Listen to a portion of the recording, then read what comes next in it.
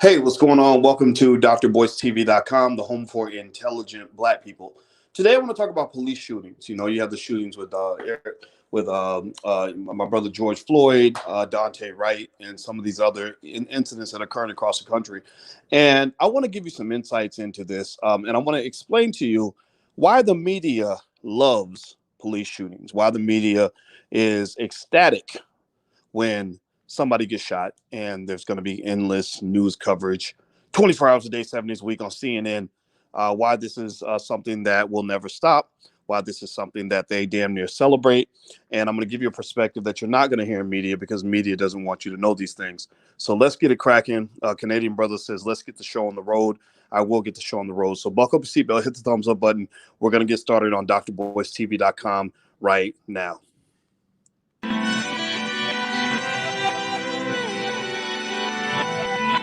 Here we are, clan the isms, cataclysm, great. Our people out here struggling, trying to make it in this state.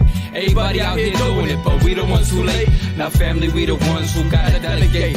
Get that money in the power, never be fake. Stick to co-sign for 3. What did he say? Create jobs, support our own. Educate the same and buy back your home. Got 3 degrees, triple 10. 3 PhDs, now we on the CNN. DBTV, let's talk about negligence. Ignorance is bliss, but we can turn it to intelligence. Believe none of what you hear, half of what you see. Let's break it down here on Dr. Boy's TV. Here we are. Hey, what's going on, black people? Welcome to drboystv.com, the home for intelligent black people. This is a space where black people come first, and if you're not black or don't want to be intelligent, then you should probably kindly get the fuck out. This is not the platform for you. This is a space for people who either are intelligent or want to be smarter. It's also a space where we ask critical questions and we try our best to move forward. We believe in real progress, not imaginary progress. We are not big on integration, although we don't have a problem with it. We're not big on some of the stuff that you are taught to believe in school about what represents black progress. Being closer to white people does not make you a better black person. Being in a white neighborhood does not make you somehow better than what you used to be. Being accepted by your oppressor is not our gold standard for black success. We're here to break the mold, reinvent the model. That's what we do on this platform. So if you're in with that ideology, then put a hashtag B1 in the chat. Hashtag B and the number 1 means we put our community first. B1 means that we solve our own problems. B1 means that we know that we are the original man and the greatest people on the planet. We can do anything we put our minds to. With that said, let's talk about police shootings. I want to break this down. This was on my mind. Why is it on my mind? Well, because I was in Atlanta and I saw a little thing about the shooting of Dante Wright. Now, I'm not here to talk about the specifics of Dante Wright's situation, whether the cop should have killed him, whether or not. I know that's being debated online. I'm not here to talk about the whole situation with the little girl who got shot while she was stabbing another girl. That's debatable. I hear both sides, right? I hear people say, oh, the cop shouldn't have shot her. Then I hear people saying, like, why was she stabbing somebody? Why were adults standing around while one kid is stabbing another? I got daughters. We got girls in our community. When the girls start fighting and it starts getting out of hand, the fathers step in and we regulate. So that is a note for those of you who are somehow convinced by these stupid people who want to destroy your community that black fathers don't matter. Black fathers matter. Put that hashtag in the chat right now so we can all at least hopefully be on the same page that black fathers matter, and black fathers matter as much as black mothers, and we must stand for that. With that said, let's talk about police shootings, though, and specifically, I'm going to talk to you why the media, CNN, MSNBC, Fox News, they just love police shootings. They love police shootings. Now, why do they love police shootings? Well, here's the cycle. I can predict the cycle. Cycle's very basic, very simple. Every couple of weeks, some black person somewhere, we have a nation of 350 million people, but somewhere somebody gets shot. Now, before all the facts come out, before we know why they got shot, before we know what happened, before we know who did what, it don't matter. It don't matter. People pick sides, right? People on the right, the Fox News types, they choose to defend the police no matter what. That's what got them in trouble, is they believe that police officers should be shielded with complete immunity for any ridiculous stuff that they've ever done. And I can tell you, as a son of a cop, cops break a lot of laws. And when you're not holding them accountable, you get what you have right now. The fact that you're getting this crazy reaction right now is driven by the fact that you've allowed police to live behind some sort of blue wall of protection, which is incredibly racist, unethical, and unfair. If you go read Dr. Claude Anderson's book, Black Labor, White Wealth, and also the Black History Reader, he explains to you how police started off with, I think they called them paddy patrols or paddy wagons or paddy rollers. That's what it was, paddy rollers, where they were basically the slave patrol. That was their job 200 years ago. That's still kind of their job right now, right? But then, you hear people that will jump and assume that anybody who gets shot by a cop must be an innocent victim and they always find some picture of the person like holding a little baby or looking like they're 10 years old or whatever. And there's no consideration of like maybe the fact that, there are police officers out here who have to run into some of the most dangerous people in the city. The people that y'all run away from, the cops got to run toward those people, right? So you're staying out of the hood. You try to stay away from the trap. They got to go into the trap and confront people in the trap who listen to music all day that tells them they should go murder as many people as possible. And some people take that stuff seriously. All of y'all in here know what I'm talking about. Stop pretending like you don't know somebody out here who would shoot somebody down at the drop of a hat. Somebody you would not want around your family. And a lot of y'all in here talking that the cops are all evil and cops are all bad. Cops deserve to go down. All y'all, the first ones calling the police when you got a problem. You get a problem with a neighbor, somebody threatening you to kill you, somebody breaking your house, you calling the police. So stop acting like police need to not exist anymore. That's just not true. That's stupid, right? So let's pick something a little more balanced. I believe in things like facts and logic, right? And I know that gets me in a lot of trouble because the world does not live on facts and logic. The world lives on emotion. People have emotional reaction to things and they get angry with you when you give them logic or facts that is not consistent with your feelings. So to those people who get upset whenever logic and facts is not consistent with their feelings, all I can say is fuck your feelings. That's probably going to piss you off even more. So that probably means you should either turn off this video or you should go and just get mad, go kick the TV or something. So let's talk about this. Now, here's the deal. When you're talking about these police shootings, the media loves police shootings for one main reason. Most media, CNN, MSNBC, Fox, they are driven by one thing, and that is ratings, eyeballs. That's how they make their money. They make billions of dollars a year by getting as many people as possible to watch the screen. Well, the number one factor, according to most studies, is that the number one way to get people to turn on your TV and to watch your station is to scare the shit out of them. That's it. That's a fact. Look it up. Look it up. Don't get mad at me. Just go research. Go do some homework. Their studies show that media finds that if it bleeds, it leads. How many of you have ever heard that? Give me a yes or no if you've ever heard that statement. If it bleeds, it leads. Anybody, you know what that means? Give me a yes or no if you've heard it or if you know what it means. I'm going to slow it down a little bit. I know y'all intelligent black people. I'm going to slow it down for the people in the back. If it bleeds, it leads means that when somebody dies, they love to have that as their lead story because they know that that is going to get people to watch. So you can join that statement. If it bleeds, it leads. And you can join that with the fact that studies have shown that scaring the shit out of people is the best way to get ratings on your news channel. You have the perfect storm. You have the perfect combination. Look, so-and-so, here's video footage that we're going to use to traumatize the hell out of you, scare your kids, have you scared to send your child to school thinking your child's going to get murdered by a cop that morning, right? No data, no statistics, nothing showing you that literally the odds of being killed by a cop are extremely, extremely low. We all know, we've all had bad interactions with cops. Don't get me wrong. I mean, we know about the disrespectful things that cops have done before, right? We know that this happens. But when you look at the raw data and you add up how many black men, go look it up right now, Google, how many black men are killed each year, unarmed black men killed by cops? It's like 50 or less, right? Now, again, that's 50 too many, right? Right? There's other ways to deal with it, but that's not the number one thing killing black people. Black people being shot by cops has nothing on the number of black people that die from overdosing on fried chicken, right? That has nothing on the number of black people that die from diabetes, strokes, heart attacks, and obesity. The things that you celebrate death, but yet claim that you're fighting death at the same time. You say Black Lives Matter, but really Black lives don't matter to you, because if Black Lives Matter, you would go start at the list and you would say, like, what are the top 10 ways black people are dying? And you would start at the top of the list, but you don't do that. You sit around, you get mad because I said, that Lizzo should not be out letting white people pay her to promote obesity to a community that's dying from obesity, and then complaining like, 'cause COVID comes around. COVID's like, okay, I'm gonna find all the fat people and kill them first. Right, so the virus goes around saying, "Let me find all the people that have pre-existing conditions." A checklist. It's like a Negro checklist, right? I'm gonna find all the people that are obese. We're gonna take them out. Then I'm gonna find the people that have high blood pressure. We're gonna take them out, right? But yet at the same time, you're celebrating the things that are killing you, and then you get mad at the people who step up and say, "Let's think this through. Maybe this isn't the best approach." So here's what I'm saying to you: the media loves to see police shootings because they know that they can put a police shooting on repeat, on rotate, constantly play it, traumatize you over and over and over again. And they know that because you are so traumatized, you will be in fear. And when you are in fear, they have you eating out of their hands. They have you sitting there listening to Rachel Maddow like she is white Jesus.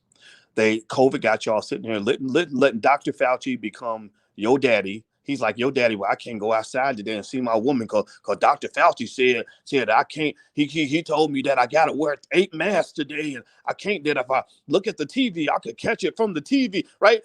Seriously, these people, and then they come out and they keep constantly changing the rules. They keep constantly telling you new things that they didn't even know before. Like, oh, well, the MIT study just came out this week saying that even if you're 6 feet or 60 feet away from somebody, if you're in the same room, then you're still going to catch it, right? So they don't know what the hell's going on, but they got you stuck in fear. They keep you in fear because fear sells. Fear keeps eyeballs on the TV screen.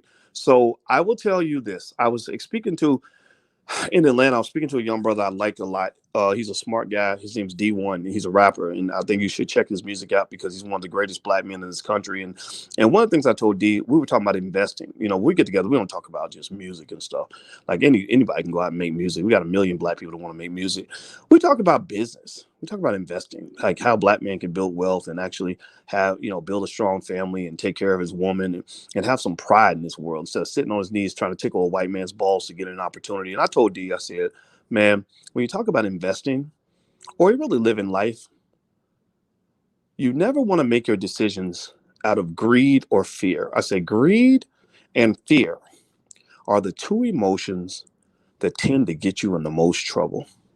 Like with investing, if you invest with greed, then you're going to always be chasing the dollar, and the money will become the ruler over everything. Or if you live in fear, then you're constantly going to be running away from scary stuff, and you're not going to be able to live your best life. People that live in fear cannot live their best life. It's not possible because you're too busy spending your time trying not to live your worst life. Everybody got you scared of shit that ain't never going to happen. And a lot of our people live in fear. So because we live in fear and because fear sells and because we're easily triggered, then that's what media does. Media says, okay, how do we trigger some black people this week? So they will sit hypnotized in front of the TV and will consistently take in whatever information we're giving them while we tell them how they're going to die if they walk out on their front porch. Whether it's a virus, next week it'll be another police shooting. I guarantee you there'll be another one. They're going to find another shooting somewhere. It's 350 million people. There's always like you're going to find somebody that died because they stuck a heroin needle up their ass. Like you can find that any given day because you have 350 million people in this country. This is a big nation. A lot of things are happening. So they can take one story, and here's what happens. And only intelligent people are really going to understand what I'm saying. But bear with me. I'm not going to talk down to you. One bias that they found with media is that what media can do is that because they remind you of the scary things happening in your city, they can get you to the point where you overestimate the probability that that terrible thing is going to happen to you. It's like, I live in Chicago. Every single day, there's like a bunch of shootings in Chicago. It's like 10 or 15 shootings every day. And these are not like far away. Like my place in Chicago, I was right near Barack Obama, actually, in Southside Chicago. So these people will be getting killed 2 blocks, 4 blocks, 5 blocks from my house. So if I'm watching the media every day and I'm hearing about all the black people getting killed every day in Chicago, I would be scared to come out of my house. I would literally think that going outside and going for a walk means I'm going to die that day. I know people from other countries who are afraid to come to Chicago because they said, "Oh my God, there's so much killing there. Everybody's getting killed in Chicago." I'm like, no, everybody ain't getting killed. I go out every day and I do stuff all day long, all the time. And there's white people walking their dogs and all kinds of stuff happening, church gatherings, and ain't nobody getting shot like that. I mean, it's happening. It's happening. It's real. But it's not happening on some mass scale where it's happening to everybody. And sometimes I think they do that with the police shootings when they get you so scared thinking that just because your son went out to his friend's birthday party, he might die that day, or because he talked to a cop, he's going to be dead. And I just think that that's disingenuous. I think that's a motherfucking lie. I just do. It doesn't mean it's not true. It doesn't mean police should be defended under any circumstances. It doesn't mean I'm saying that this stuff doesn't happen. It just means that, sometimes taking into context can matter. I mean, really taking it into context can make a difference. So the media loves police shootings because the police shootings get ratings. Joe Biden loves police shootings because police shootings keep you distracted. Here's the beauty. Do me a favor, hit the thumbs up button. I know I'm gonna make a lot of people mad, so a lot of people probably gonna leave. But those of you who get what I'm saying, please take one moment, hit the thumbs up button so that we can build this platform, because we need some truth out here, man. People are just talking out of the side of their butt, and it's driving me crazy. So Joe Biden, here's the genius of Joe Biden in his management of Negroes. Joe Biden's genius in all of this is this.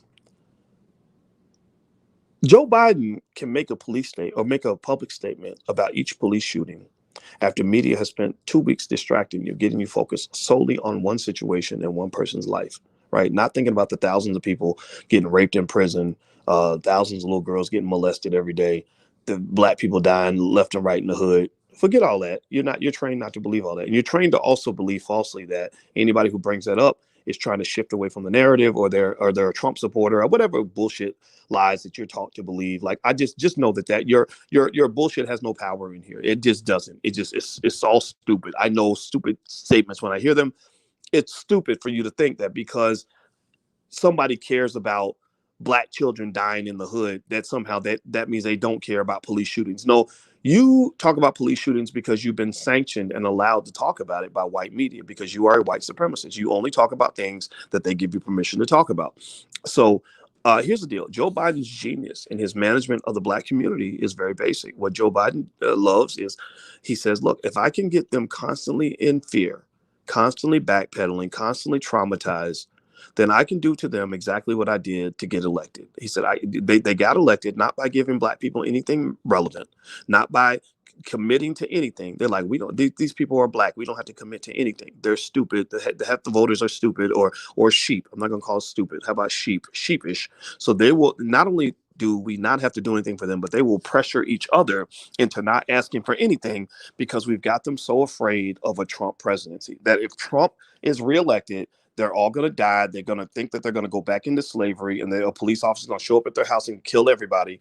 And so we're protecting them from Trump. Well, guess what? Black Lives Matter, this is what's really funny. Black Lives Matter actually released a statement recently where they actually said that Joe Biden is actually putting more money into the weaponization of police, I think, or whatever term, the militarization of police, than Trump did. Did y'all know that? Give me a yes or no if you saw that. Give me a yes or no if you saw this. This was on Black Lives Matter's Twitter account, where they actually came out. Now, this is Black Lives Matter, the ones who were telling you that Biden was your savior, he's going to save you, which I knew that was BS. And the reason I knew it was because, and I'm not telling you that Trump is better. I'm not saying that at all. I'm just saying that you're stuck between a rock and a hard place. And some of y'all act like the rock is a wonderful thing because it's different from the hard place. Well, no, it's like, no, you need to get out of that place. Like, you need to get out of that. You're stuck in a situation where, like, E40 had that song, Everybody Got Choices. Well, your only choice is to get out of the choice matrix that they put you in. They got you choosing between a rock and a hard place. So the only choice you should make is to say, I'm not making a choice at all. That's the only choice you have. So listen to this. So Joe Biden is fascinating to me. And the reason I knew Joe Biden wasn't going to solve your police problem is because Joe Biden created the damn police problem. Do y'all understand? Give me a yes or no if you are aware that in the 1994 crime bill, Joe Biden spent the entire year working to put $10 billion into building additional prisons to lock up as many people as possible. The super predators, the people with single mothers from urban areas. You know that those dog whistle terms that white folks use to describe your black ass. Like, how many of y'all knew this? Give me a yes or no if you knew that he put $10 billion into building new prisons to lock up your children. And many of these people are still in prison, by the way. They haven't been released because you're too busy worried about one person who got shot by the cops that you're not taking the time to say you need to go back and address the damage that you did. You need to go let those people out. How many of y'all knew? Give me a yes or no if you knew this. How many of y'all knew that all these cops that you're complaining about, that all these cops, these murderous, race soldiers that are killing, how many of y'all knew that 100,000 of those cops were put on the street by the Joe Biden crime bill? Joe Biden put 100,000 of those cops on the street. That's a lot of cops.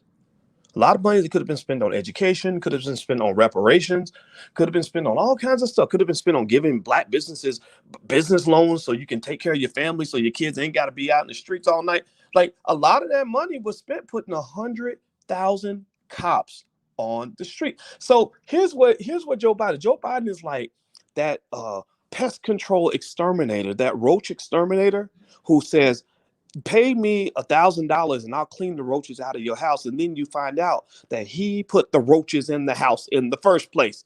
He created a problem so you would pay him to solve it.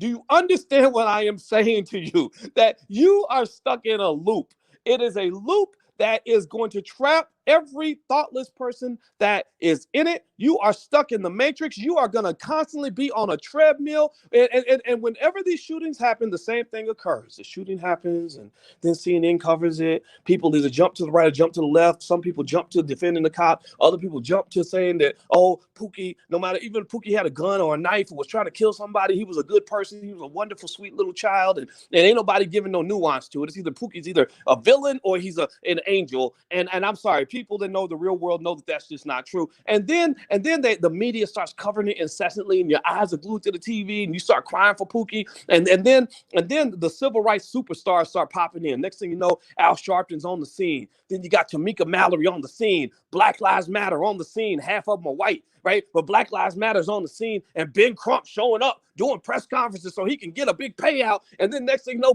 Crump gets the payout. Justice is served. Blah blah blah. Ain't a damn thing changed. And then you did just get a conviction of that cop in Minneapolis, which that's progress. Absolutely. Okay. He murdered somebody. He's going to jail. That's a good thing. But it's utterly fascinating to me how some people think that simply releasing all this emotional energy is the same as actually accomplishing anything. And I can guarantee you, I would bet every penny in my bank account that you're going to be having the same loop occurring 10 years from today. That 10 years from today, you will still have the same loop. The shooting occurs, media covers it 24 hours around the clock. The civil rights superstars are on the scene so they can get on the Grammy Awards and do Cadillac commercials. And Black Lives Matter is there so they can collect more money from white corporations on behalf of black people without that money actually getting to the black community. But somehow the founder ends up in a $3-4 million house. And shame on Mark Lamont Hill for trying to defend Patrice Cullors and that bullshit. She's sitting on 100 million and ends up buying all these multi-million-dollar properties. And like, well, she didn't actually use money from the organization to buy the house. Do you really think, how many of you, give me a yes or no, we're all financially intelligent on this platform. That's why many of you are here. How many of you truly believe that if she was not the head of one of the most powerful civil rights organizations on earth, she still could have been out here buying multi-million-dollar properties? How many of y'all would be crazy enough to think that being the head of an organization that gives you access to heads of corporations would make a difference in your financial outcomes? How many of y'all really believe that being able to pick up the phone and talk to the president of the Grammys and reach people, the CEO of Apple and all these major corporations that literally they'll shit out $1 million like it ain't nothing? How many of y'all believe that having that kind of power and access is not going to have an impact on your bank account? If you are in the category where you think that being the head of the most powerful civil rights organization, or one of the most powerful civil rights organizations in the world, would not affect your economic outcomes, you are out of your damn mind. That lady could make millions of dollars even if she doesn't use a single penny from Black Lives Matter, because after the Black Lives Matter money is put to the side, they say, hey, Patrice, we'd like to have you on our board. We'll pay you $250,000 a year to sit on the board. This has nothing to do with the organization. So this is all only up and up. But how do you even make those connections in the first place? Well, you make those connections because you are one of the Negro gatekeepers. That's the position that you've elevated yourself to. And so I think that it's ridiculous. It really shows a lack of economic intelligence to think that someone that has that level of power can't translate that power into money and do it in a way that at least gives the appearance that there's a separation of church and state, that there's some sort of Chinese wall between the influence that she has with Black Lives Matter and the fact that she's able to buy $3, $4, $5 million property. That's just my 2 cents. So what I want to say to you guys is this: look, when you're talking about this stuff with police shootings, Joseph Stalin used to have a saying. Joseph Stalin was he was either a great man or a terrible man, depending on how you look at it. I see him as just a powerful leader. Joseph Stalin was the leader of the Soviet Union a little less than 100 years ago, maybe 70, 80 years ago, during World War II. Joseph Stalin used to have a saying. Joseph Stalin was accused of some horrible stuff. He probably is responsible for the deaths of 15, 20 million Russians. You know what Joseph Stalin said? He said, one death, he said, that's a tragedy. That's gonna make people sad. It's gonna pull their heartstrings, etc. He said, but 1 million deaths is a statistic. It's just a statistic. You tell people 1 million people died, it's just a stat on a piece of paper. But when one person dies and you tell their story and talk about their kids and all that stuff, then you're gonna act somehow you're gonna feel that the death of that one person matters more than the death of the 1 million people that you don't know about. Well, that's the game that they're playing with you. They're playing that Joseph Stalin game with you because you are caught up in the story of one situation, one shooting. You're crying at the funeral. You're so sad for the person's death. And there's nothing wrong with that. I'm not saying you shouldn't be sad for that. But what's interesting to me is remember that your emotions can't be split in multiple ways. So what happens is that when the media is telling you that story about that one person, you're missing the bigger picture. You're so focused on that one person's story that you don't understand that there's 1,000 Black people being raped and beaten in prison right now.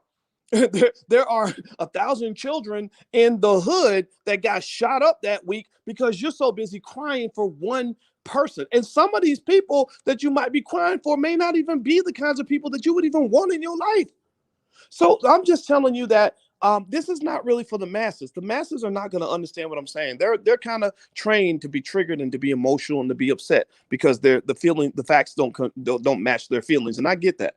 What I'm really talking to are the people that have the ability, the capacity to at least hear what I am saying and to assume that I am saying these things because I care, not because I'm just trying to be a bastard. And to also understand, this is why you don't hear me really dwelling all day about the specifics of one person's interaction with the police, because here's the deal with racism. Let me tell you a little bit about racism. Powernomics breaks all this down for you. Racism is a system, man. Racism is a system. Systems are very different from what they call idiosyncrasies. A system is a machine. It's broad.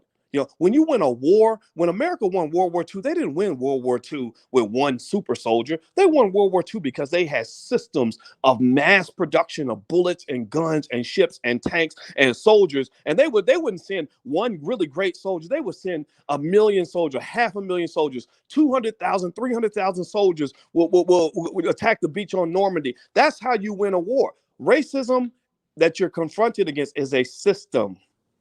So you cannot you cannot defeat a system by attacking things on a case-by-case basis. You cannot win a system by confronting one police shooting at a time. Joe Biden tackled your ass with mass incarceration with a systematic approach. He said, we can't just go lock up one Black person at a time or take on one situation at a time. He said, no, we need $10 billion to build 500 prisons or whatever the number was, and to get 100,000 cops on the street. We need systems so we can mass exterminate these people, so we can do mass genocide, mass control over these people. So the only way you can fight a system is you must have a systematic reaction. You must respond with a system to fight a system. So when you talk about the idiosyncrasies of one specific police shooting that involved one person and one cop, I don't really care about one specific situation. I want to see what's happening with the system. The best things happening in your community right now, systematically, is that right now, we, through this platform and other platforms like it, have systematically gotten millions and millions of Black people to value things like building wealth. That's going to add a couple $1 trillion to Black wealth within one generation.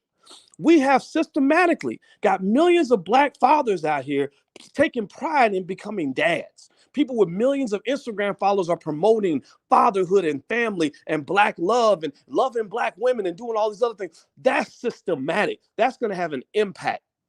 We have systematically got to the point where there are millions of Black women all across the country. You probably know some who are starting businesses and doing things different from the previous generation. Yeah, so what I'm saying to you is that the best chance you have to win this battle is through the systematic responses that you put in place.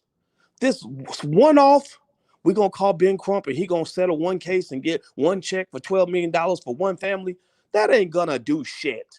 All that is, at best, that is symbolism. At best, now symbolism can have some systematic impact, but you must follow through. You can't just dribble the ball down the court. You got to eventually put the ball through the hoop. They do not put the ball through the hoop. Why is it? Well, because I don't really think they want to solve the problem.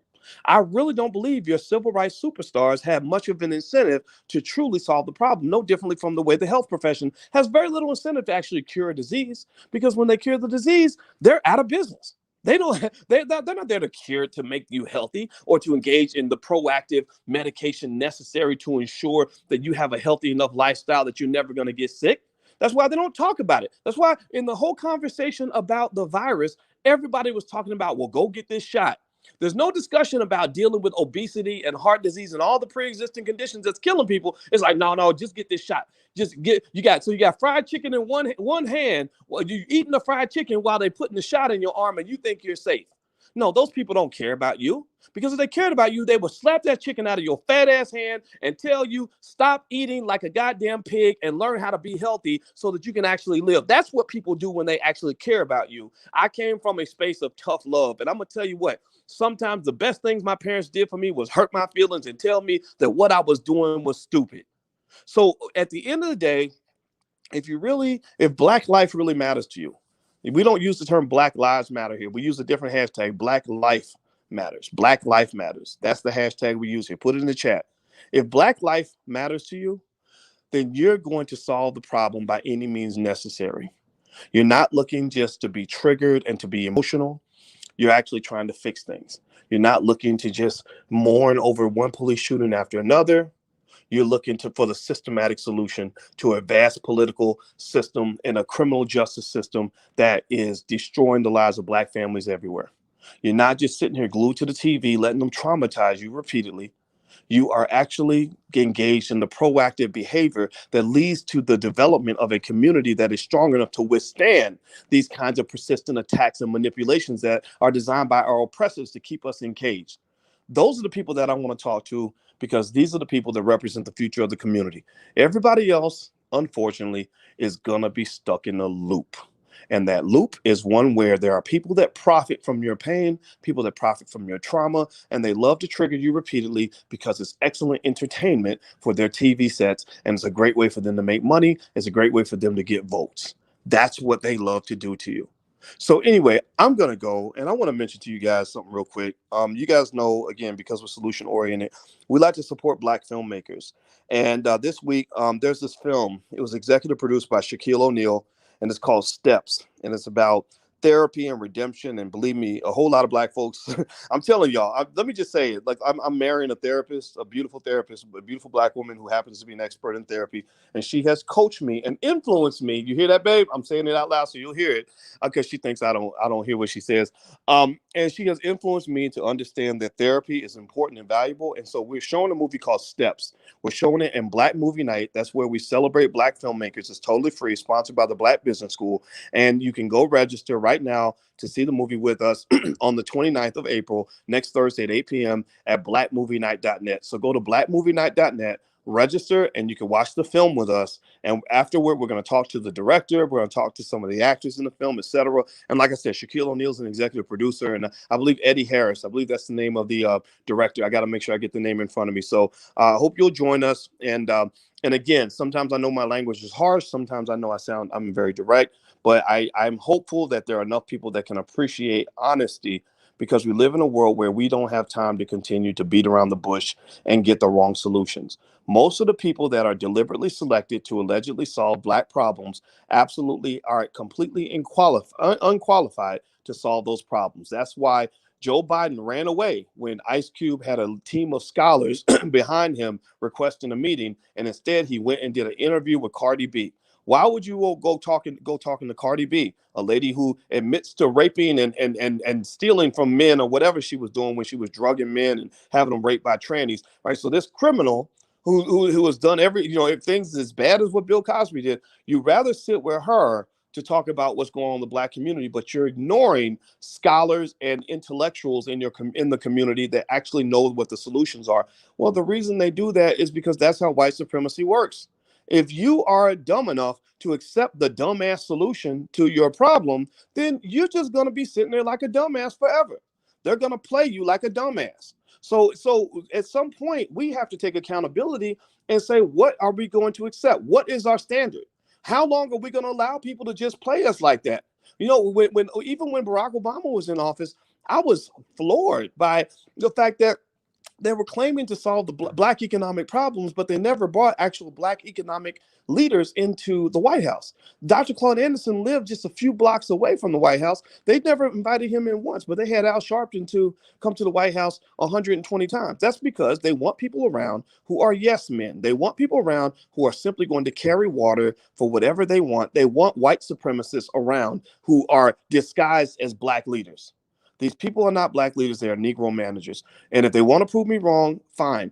Go solve a problem. Go create $10 billion in wealth for the Black community in the next year. Use your corporate connections to get Black business owners in the hood to get access to capital with no strings attached at a level that makes a significant difference in their business. Then I'll believe you. But until then, you're just running your mouth on TV and don't nobody respect you no more. And that's why you represent the past. So those who represent the future, those who want something different, I encourage you to do different. And don't be scared, because this is all a stupid game. All right. So anyway, guys, I'm about to get out of here. I hope I didn't sound too pessimistic, but I probably did. So I'll be back a little bit later. We'll talk about stocks and everything else. And a little bit later on the Black Financial Channel, but that was on my mind, so I wanted to share it. So God bless you. Have a good day, and I'll see you on Black Movie Night. The URL's right there on the screen. Hit the thumbs up button. Take 1 second. Please hit that thumbs up button also. We really appreciate that. I'll see you guys soon. Have a good day. Peace.